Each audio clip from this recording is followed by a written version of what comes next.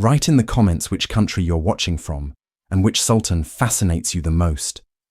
If you're interested in the hidden stories of the Ottoman Empire, subscribe to the channel. Before the conqueror, before the magnificent, there was the void.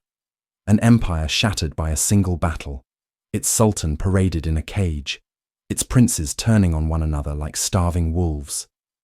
This is the story of the forgotten civil war that nearly erased the Ottomans from history, and the one prince, Mehmed Çelebi, who waded through the blood of his own brothers to stitch a broken empire back together. He was not a conqueror, but a restorer, not a lawgiver, but a savior. This is the story of the second founder. The year is 1402. On the dusty plains of Ankara, two worlds collide. On one side, Sultan Bayezid I, the Yildirim, the Thunderbolt, a man who had humbled European crusaders, conquered vast swathes of Anatolia and the Balkans, and stood at the very gates of Constantinople. His Ottoman army was a fearsome, disciplined machine, the culmination of a century of conquest.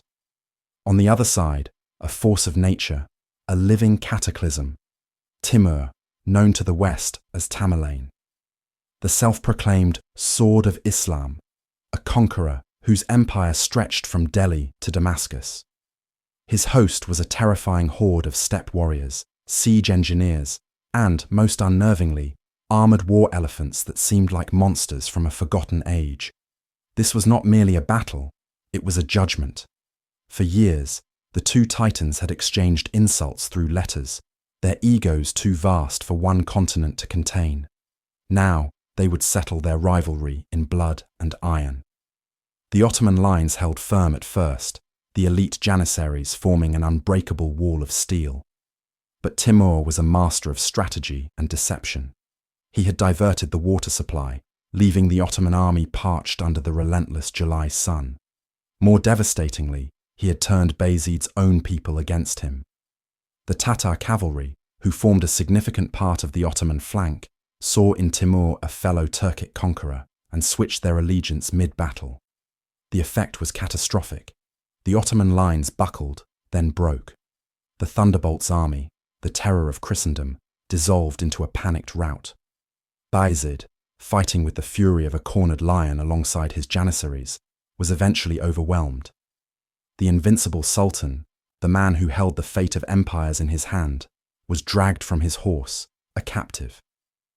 In a single day, the Ottoman Empire, an entity that seemed destined to conquer the world, was brought to its knees. Its body was broken, its head was severed, and its very soul was cast into the abyss of uncertainty. The defeat at Ankara was more than a military loss.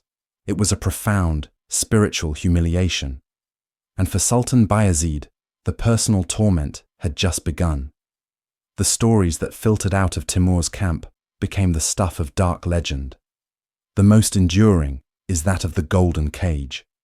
Some chroniclers claim Timur had an iron cage constructed, parading the captured sultan within it like a wild beast as his army marched across Anatolia. A spectacle of broken power for all to see.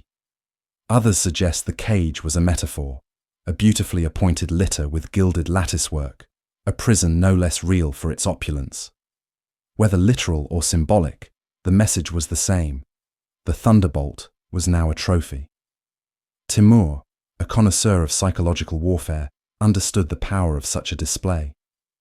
He would seat Bayezid by his throne during feasts, a silent, grim-faced ghost at the victor's table. He allegedly forced Bayezid's wife, the Serbian princess Olivera Despina, to serve him and his courtiers, naked and disgraced, while her husband was made to watch. Every gesture was calculated to shatter the sultan's pride, to methodically dismantle the man who had dared to call himself an equal. For 8 agonizing months, Bayezid endured this living death. He, who had moved armies with a word, was now powerless. He, who had dictated terms to kings and emperors, was now a silent object of scorn. The psychological toll was immense. The Thunderbolt, the unstoppable force of nature, was extinguished. In March 1403, near the city of Akshehir, Bayezid died in captivity. The official cause was apoplexy, a stroke. But many historians believe he took his own life, unable to bear the weight of his shame. His death was not merely the end of a man. It was the final, definitive seal on the empire's collapse. The great Sultan was gone, leaving behind a legacy of conquest and a single terrifying question. What comes after the apocalypse? With Bayezid dead and Timur's horde having swept through Anatolia like a firestorm before turning east, the Ottoman realm was a corpse awaiting vultures. But the vultures were not outsiders. They were Bayezid's own sons. The single unified crown was shattered into pieces, and each prince grabbed for a shard, convinced it was the whole. The civil war that would tear the empire apart for over a decade, the Ottoman Interregnum, had begun. In the European territories, the eldest son, Sultan Çelebi, acted swiftly. Escaping the carnage at Ankara, he established a court in the city of Edirne. He held the Balkans, the Janissary Corps, and the imperial treasury, the very heart of Ottoman power. He saw himself as the rightful heir, the sophisticated ruler of the empire's most developed lands. In Bursa, the old Anatolian capital, his brother Isa Çelebi declared himself the independent ruler of Western Anatolia. He was a man caught between the ambitions of his brothers, a contender by geography more than by strength. Further east, in the city of Amasya, was the youngest, Mehmed Çelebi. He was a boy of perhaps 14 when Ankara fell, but he matured quickly in the crucible of chaos. He began consolidating power in the rugged Anatolian heartlands, earning the support of local Turkish lords who saw in him a chance to restore order. And then there was Musa Çelebi, who had been captured alongside his father at Ankara. Released by Timur after Bayezid's death, he was a man forged in humiliation and rage. He carried a deep resentment for the privileges of his brothers and would become the most radical and ruthless of the four. 4 brothers, 4 nascent kingdoms, all carved from the body of their father's empire. The stage was set for a fratricidal war of unimaginable ferocity. This was not a simple war of succession. It was a battle for the very soul of the Ottoman state. Would it remain a centralized empire, or would it fragment back into the small Turkish beyliks from which it had sprung? The fate of a dynasty hung in the balance, to be decided by the blood of brothers. In Edirne, Sultan Çelebi sat on a precarious throne. While he held the rich European provinces and the loyalty of the Janissaries, his position was far from secure. To the east, his brothers were gathering strength in Anatolia. To the west, the Christian powers, Byzantium, Venice, Genoa, the Knights of St. John, smelled blood in the water. They saw the Ottoman collapse as a divine opportunity to reclaim what they had lost. Suleiman, a pragmatist above all else, knew he could not fight a war on 2 fronts. To secure his European flank and free his hands to deal with his brothers, he made a decision that would echo through Ottoman history as an act of profound desperation. In 1403, he signed the Treaty of Gallipoli. It was less a treaty and more a capitulation. To the Byzantine Emperor Manuel II Palaiologos, he surrendered territory on the Thracian coast, including the vital port city of Thessaloniki. He released the Byzantines from their vassalage and their obligation to pay tribute, effectively acknowledging the emperor not as a subject, but as a superior, addressing him as father. To Venice and Genoa, he granted sweeping trade concessions. He was, in essence, dismantling his father's European legacy piece by piece, trading land and sovereignty for a fragile peace. For his rivals, especially his firebrand brother Musa, this was an unforgivable betrayal. It was seen as a deal with the devil, a sacrifice of Ottoman pride and Islamic duty for personal power. Suleiman was portrayed as a wine-loving hedonist, more comfortable in the company of Christian diplomats than Turkish warriors. Yet, from Suleiman's perspective, it was a calculated risk, a necessary evil. By neutralizing the Christian threat, he could focus the full might of his European-based army on Anatolia and crush his brothers one by one. He was betting everything on a swift, decisive victory in the civil war. But in the brutal Game of Thrones, deals with the devil always come with a price, and the peace he had purchased was built on the shakiest of foundations. The year is 1402. The field of Ankara is a graveyard of Ottoman ambition. The Sultan, Bayezid the Thunderbolt, once the terror of Christendom and the master of a vast domain, is now a captive in a golden cage, a trophy for the world-conqueror, Timur. His empire, built with the blood of 3 generations, has been shattered like glass. From this cataclysm, his sons flee, scattering like embers from a dying fire. Each carries with him a fragment of his father's pride, a sliver of his claim to a throne that no longer exists. Suleiman escapes to the European heartland of Rumelia. Isa establishes himself in the old capital of Bursa. But it is the youngest, Mehmed, who finds his way to the old princely seat of Amasya, deep in the Anatolian highlands. Here, the story of the restoration begins. While his brothers scramble to claim the most prestigious cities, Mehmed understands a more profound truth. Power is not merely a throne, but the loyalty of the land and its people. Amasya was a crucible for princes, a place of learning and administration. In this fortress of statecraft, Mehmed ceases to be just a fugitive prince. He becomes a rallying point. The Turkish beyliks of Anatolia, subjugated by his father, now test the chains of their vassalage. They see weakness, an opportunity to reclaim their independence. But in Mehmed, they find not a panicked boy, but a shrewd diplomat and a hardened warrior. He does not simply demand loyalty, he earns it. He forges alliances, promises justice, and when necessary, demonstrates the unyielding will that runs in his blood. He is rebuilding not just an army, but the very idea of Ottoman authority, peace by painful peace. While the world saw the Ottoman eagle as slain, its wings broken by Timur's storm, a fledgling was stirring in the ashes. In the rugged mountains of Anatolia, Mehmed was gathering strength, his gaze fixed on a shattered horizon.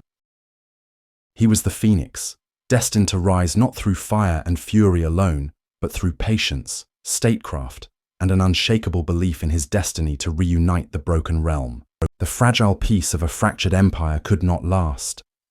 The sons of Bayezid were lions sharing a cage, and the first to draw blood would define the conflict to come.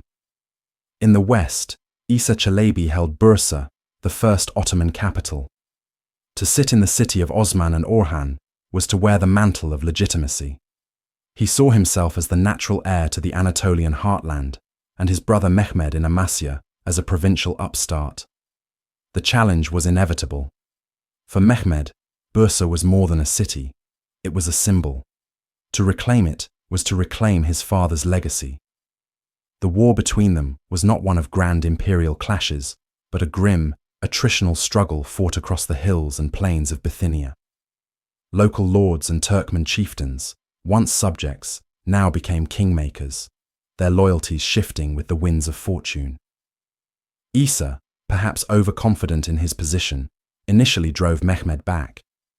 But Mehmed was a student of adversity. He had learned from his father's catastrophic defeat that victory required more than boldness. It required strategy, resilience, and the stomach for a long war. The decisive confrontation came at the Battle of Ulubad. Here, the theoretical struggle for a throne became a visceral reality. Brother faced brother, their soldiers fighting under banners that bore the same crescent insignia. In the brutal calculus of power, kinship was the first casualty. Mehmed's forces, better disciplined and led by a more calculating commander, shattered Isa's army. Isa fled, becoming a fugitive, his claim to the throne broken. He would try to rally support again, but his power was spent. Mehmed had him hunted down and strangled. The first act of fratricide in the Interregnum was complete. A terrible line had been crossed. Mehmed had secured Anatolia, but at the cost of his brother's life, setting a bloody precedent for the dark years of civil war that lay ahead. The path to reunification would be paved with the bodies of his own kin. While Mehmed consolidated his hard-won rule in Anatolia, another brother emerged from the shadows of their family's great humiliation.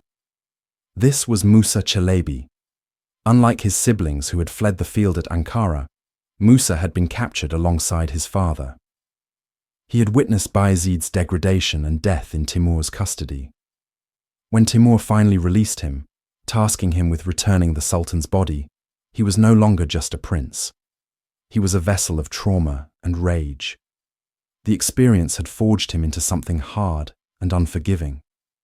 Musa made his way to Mehmed's territory, not as a rival, but as a potential ally with a singular, burning purpose: vengeance against those who had prospered from their father's fall. His primary target was their eldest brother, Suleiman, who ruled the European provinces from Edirne. Suleiman had made treaties with the Byzantines and was seen by many as living a life of decadent comfort, while the empire's heartland bled. For Musa, this was the ultimate betrayal. Mehmed, ever the pragmatist, saw an opportunity. He could not yet challenge Suleiman directly across the straits, but Musa could be the perfect instrument to sow chaos in his brother's domain. He agreed to support Musa's bid to cross into Rumelia and challenge Suleiman for the European throne. An alliance was born, but it was one of pure convenience. Mehmed saw a tool. Musa saw a stepping stone. Musa's personality resonated powerfully with the frontier warriors, the Ghazi, who felt abandoned by Suleiman's European-style court. He was ascetic, pious, and promised a return to the old ways of relentless holy war. He was a populist firebrand, a shadow player whose personal quest for revenge perfectly aligned with the resentment simmering within the Ottoman military class. He was not merely Mehmed's proxy. He was a force of nature in his own right, a vengeful spirit about to be unleashed upon the unsuspecting court at Edirne. By 1409, the Ottoman world had been brutally simplified. With Mehmed Çelebi dead, the empire was cleaved in two, a realm with two heads staring at each other across the narrow waters of the Dardanelles. In Edirne, Sultan Çelebi reigned as the Sultan of Rumelia. He held the European territories, the formidable Janissary corps, and the trappings of imperial power. He signed treaties as an equal with the Doge of Venice and the Byzantine Emperor, whose daughter he had married. In his mind, he was the true successor, a sophisticated ruler presiding over the most valuable part of the empire. He saw his brother Mehmed as a provincial warlord, the ruler of a rugged and restless Anatolian backwater. Across the water, in Bursa, Mehmed ruled his Anatolian kingdom. His court was not one of opulence, but a Spartan military headquarters. His days were spent not in diplomatic receptions, but in securing fortresses, pacifying Turkmen tribes, and rebuilding the economic foundations his father's defeat had wrecked. He was the patient strategist, the builder, consolidating his power base, while his brother enjoyed the fruits of their ancestors' conquests. The empire was in a state of suspended animation, a geopolitical stalemate. The Byzantine Emperor, Manuel II Palaiologos, a master of survival, skillfully played the brothers against each other, offering naval passage and alliances to whichever side best served Constantinople's interests. It was Mehmed who made the decisive move, a masterful stroke of indirect strategy. He would not attack Suleiman himself. Instead, he would unleash his furious brother, Musa. Furnishing Musa with troops and resources, Mehmed sponsored his crossing into Europe. Aided by the ruler of Wallachia, Mircea the Elder, who despised Suleiman, Musa landed in Thrace like a lit torch tossed into a powder keg. The civil war was about to enter its most vicious phase. Mehmed remained in Anatolia, the calm center of the storm he had just created, content to let two of his brothers exhaust themselves in a death struggle for the European throne. In the fractured aftermath of Ankara, one son of Bayezid seemed destined to prevail. Sultan Çelebi, the eldest, had escaped the battlefield with the imperial treasury and the loyalty of the Janissaries. From the grand palaces of Edirne, he ruled Rumelia, the European heartland of the empire. He was cultured, intelligent, and held the legitimacy of controlling the capital. He styled himself not as a mere prince, but as the Sultan. Yet, within this veneer of imperial confidence lay the seeds of his destruction, a deep-seated arrogance and a thirst for hedonistic pleasure. He saw his brother Mehmed struggling to carve out a domain in the Anatolian chaos as a provincial nuisance not a genuine threat. He saw his other brother, Musa, a captive of Timur, as a ghost of the past. Suleiman made treaties with the Byzantines, enjoyed the comforts of his harem, and drank deeply from jeweled cups, believing his ascendancy was inevitable. But the soul of the Ottoman enterprise, the fierce Ghazi spirit of the frontier warriors, grew cold towards him. They saw a ruler who preferred the company of Christian diplomats to the dust of the campaign trail. When Musa, freed from captivity, crossed into Rumelia with the aid of Wallachian allies, Suleiman scoffed. He underestimated the raw, vengeful fury that propelled his younger brother. While Musa rallied the disgruntled frontier lords with promises of holy war and plunder, Suleiman remained in Edirne, lost in a haze of wine and self-assurance. The warnings of his advisors were dismissed as fearful whispers. The end came with shocking speed. Musa's forces, a tide of resentful warriors, descended upon Edirne. Aroused from a drunken stupor, Suleiman was forced into a desperate, ignominious flight. His power, built on the illusion of inherent superiority, evaporated in a single night. Captured in a village, the man who called himself Sultan was brought before his brother and, without ceremony, strangled. His fatal arrogance had cost him not just his throne, but his life. With Suleiman's death, a new and terrifying power seized Edirne. Mehmed Çelebi was the antithesis of his decadent brother. He was an ascetic, a zealot forged in the harsh crucible of captivity. He slept on a simple mat, ate coarse food, and saw himself as a divine scourge sent to purify the Ottoman state. He came to power on a wave of popular support from the Ghazi warriors who despised Suleiman's pro-Byzantine policies. His first acts were ones of brutal retribution. The pashas, viziers, and lords who had prospered under Suleiman were systematically hunted down. Executions became a daily spectacle in the capital. Their wealth was confiscated and redistributed to his loyalists, fueling a populist fervor that unsettled the old Ottoman elite. Musa was a man of fire and faith, but he lacked the coolness of a statesman. He saw enemies everywhere. He reversed his brother's alliances, declaring the Byzantines treacherous collaborators. In a move that thrilled the Ghazis, he laid siege to Constantinople, seeking to achieve the dream his father Bayezid had failed to realize. But his righteous fury soon curdled into a reign of terror. His rule was arbitrary and violent. He alienated the very military commanders and frontier lords who had brought him to power, viewing their immense influence as a threat to his own absolute authority. He even antagonized the powerful Islamic clerical establishment, the ulama, by seizing their wealth. The capital of Edirne, once a center of imperial splendor, became a city of fear. Whispers filled the marketplace, and loyalty was a currency that could not be trusted. Musa, the avenger of the true faith, had become a tyrant.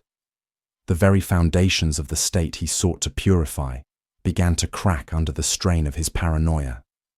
In their terror, the powerful men of Rumelia began to look east, across the water, to the last remaining son of Bayezid, the patient and calculating Mehmed. While Musa's tyranny consumed the European provinces, Mehmed Çelebi played a different game in Anatolia. He was the great pragmatist of the family, a master of patience and political calculus.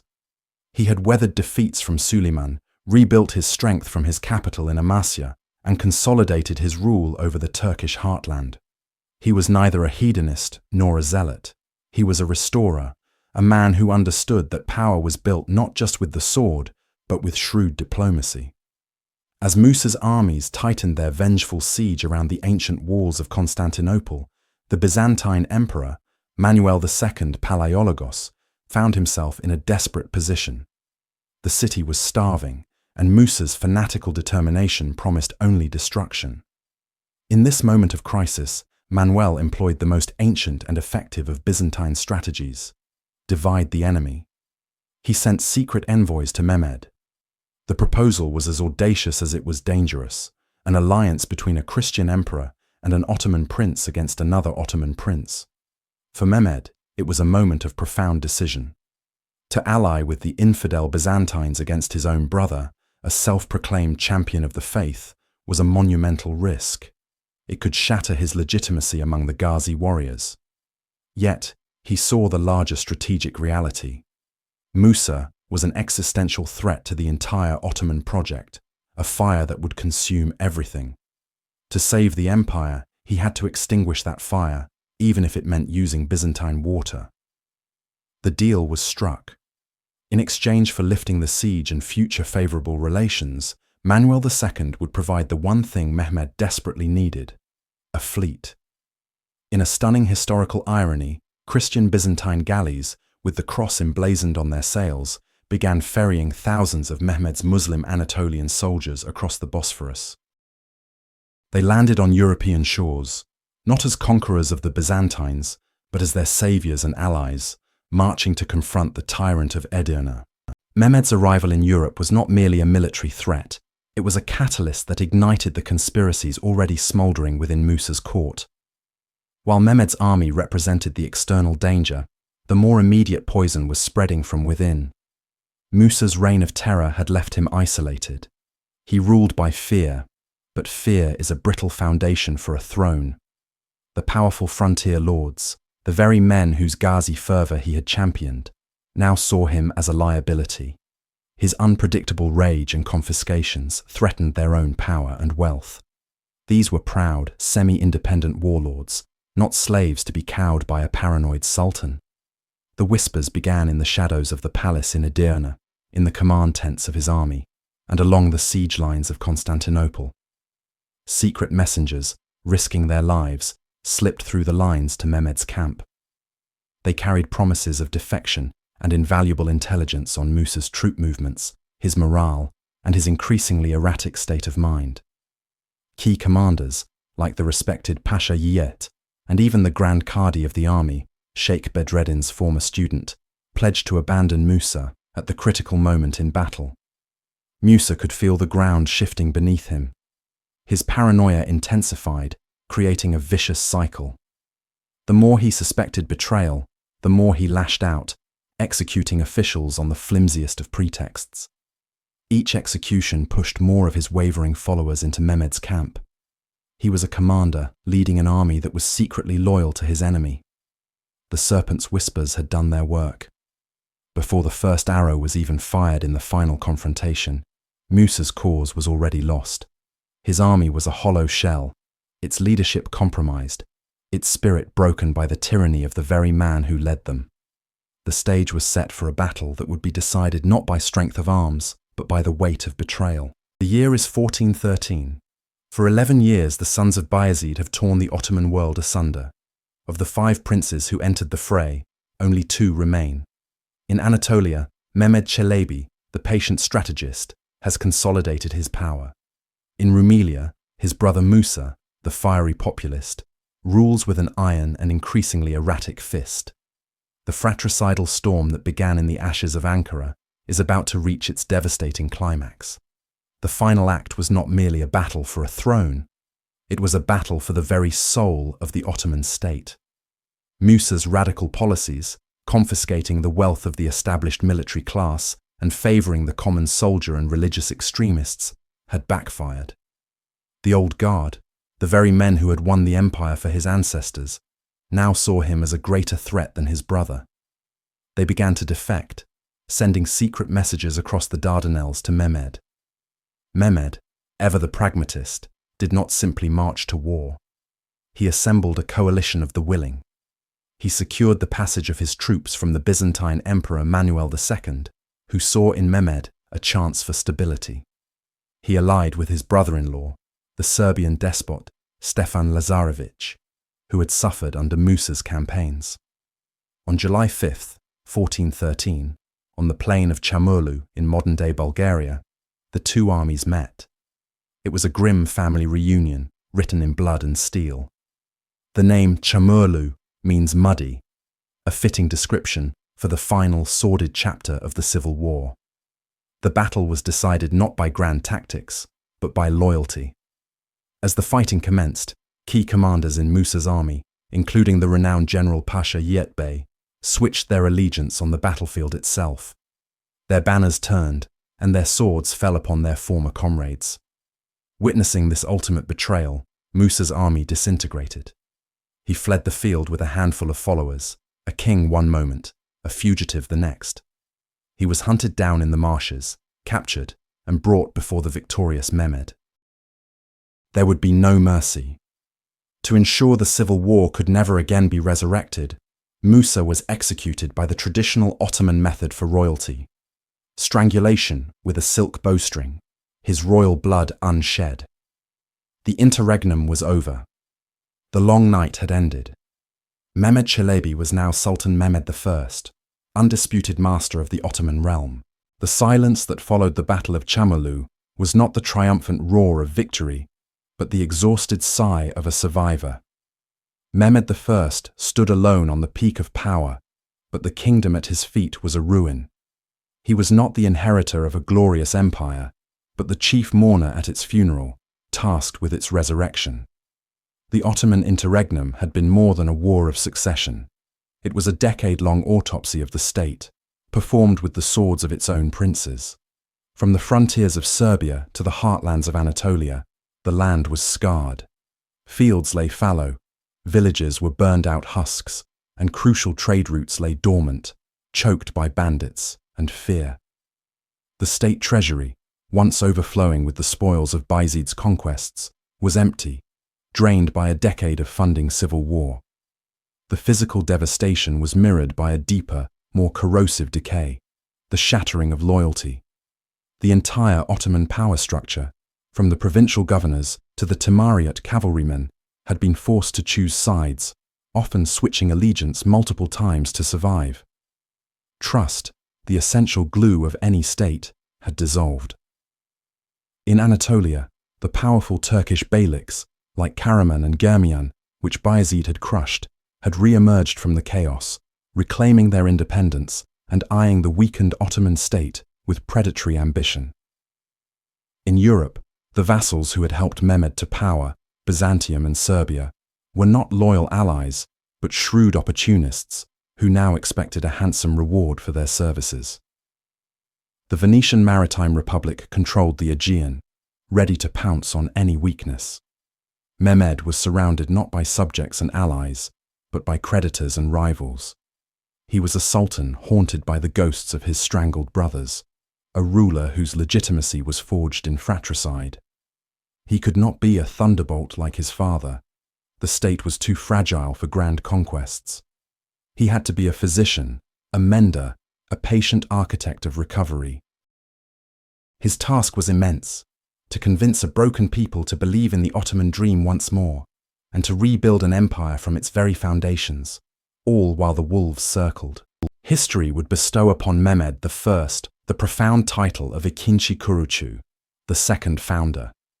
It was a title earned not in the fire of conquest, but in the painstaking labor of reconstruction. Where his father, Bayezid, had wielded a hammer, Mehmed was forced to use a needle and thread, meticulously stitching the tattered pieces of his empire back together. His reign was a masterclass in pragmatism. Recognizing the state's weakness, he pursued a policy of peace, a radical departure from the relentless Ghazi ethos of his predecessors. He honored his agreements with the Byzantine Emperor, returning fortresses and treating him as a respected, if subordinate, ally. He cultivated stability in the Balkans, maintaining his vassal relationships with Serbia and Wallachia through diplomacy rather than domination.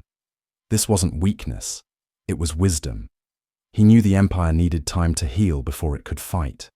Internally, his first priority was to restore central authority. He traveled tirelessly through his domains, not as a conqueror, but as a judge and administrator. He offered amnesty to many former opponents, understanding that unity was more valuable than vengeance. Those who had supported him were rewarded, and the crucial Timur land grant system was reorganized to ensure the loyalty of the provincial cavalry. He re-established a functioning central bureaucracy, making Edirne in Europe his primary capital, while also honoring the ancestral heartland of Bursa in Anatolia. The resurgent Anatolian beyliks posed a more complex problem. Instead of launching a massive campaign like his father, Mehmed employed a careful mix of diplomacy, political marriages, and limited, targeted military action. He subdued the Beylik of Aden and fought a brief war against the powerful Karamanids, not to annex them, but to force them back into a position of vassalage, neutralizing the most immediate threat without overextending his recovering army. Every action he took was measured, calculated, and aimed at a single goal: consolidation. His reign lacks the spectacular battles and dramatic sieges of other sultans, but its importance is paramount. Mehmed I was the man who stopped the bleeding. He laid the foundation of stone and law upon which his son, Murad II, and his great-grandson, Mehmed the Conqueror, would build a world empire. Just as a fragile peace began to settle across the Ottoman lands, a spectre from the day of disaster returned. The Battle of Ankara in 1402 had not only cost the empire its sultan, but also one of its princes. In the chaos of the defeat, Bayezid's eldest son, Mustafa Çelebi, had vanished. Some chroniclers claimed he was killed in the fighting. Others whispered he was taken captive by Timur. For over a decade, his fate was a mystery, an unresolved chord in the symphony of chaos. Then, suddenly, a claimant appeared. A man declaring himself to be the long-lost Mustafa emerged from the shadows, ready to contest the throne. He found immediate and powerful backers. The ambitious Prince of Wallachia, Mircea the Elder, and the Lord of Smyrna, Cuneyt Bey, saw him as a tool to dismantle Mehmed's growing power. Whether this man was the true Mustafa, or a clever impostor, a düzmeçer, as Ottoman historians would call him, remains a subject of intense debate. But for Sultan Mehmed, his true identity was irrelevant. Real or fake, this man was a living embodiment of the civil war, a direct threat to the unity he had sacrificed everything to achieve. The pretender and his allies gathered an army, and for a terrifying moment, it seemed the Interregnum was poised to return. Mustafa's forces gained a foothold in the European provinces, rallying disaffected lords and those who still harbored resentment against Mehmed's rule. The Sultan acted with the swift decisiveness that had won him the throne.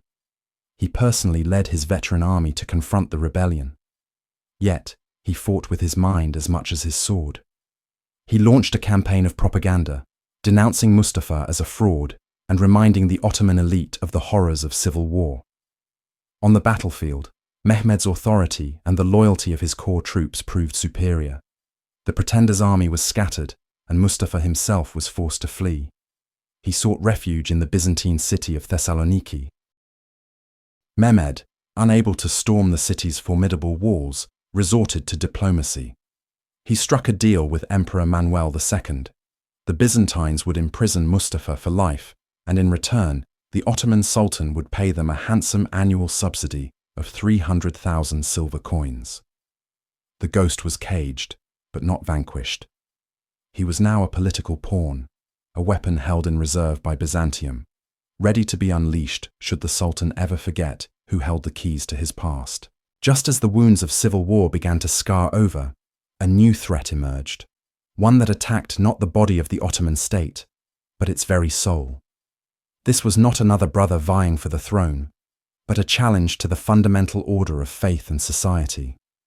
Its leader was Sheikh Bedreddin, a man of staggering intellect and dangerous charisma. A former chief judge under Musa Çelebi, Bedreddin was no mere rebel. He was a revolutionary mystic, a scholar whose ideas threatened to ignite the empire from within. He preached a radical, syncretic faith that blended Sufi mysticism with Christian and Jewish tenets, proclaiming the underlying unity of all prophets and peoples.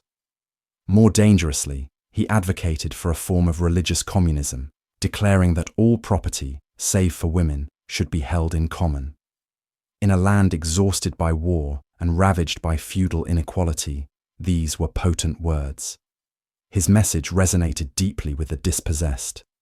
The nomadic Turkoman tribes resentful of central authority, the Christian peasants weary of their lords, and the urban poor seeking a prophet of justice. From the Aegean coast of Anatolia to the Balkan mountains, his disciples, the fiery Berklucher Mustafa and Torlak Kemal, raised armies of true believers. They fought with a fanaticism that stunned the Sultan's veteran soldiers. For Mehmed, this was a more insidious danger than any of his brothers had posed. This was an ideological contagion that could dissolve the very foundations of Islamic law and social hierarchy upon which his authority rested. He could not afford leniency. The response was brutal and absolute.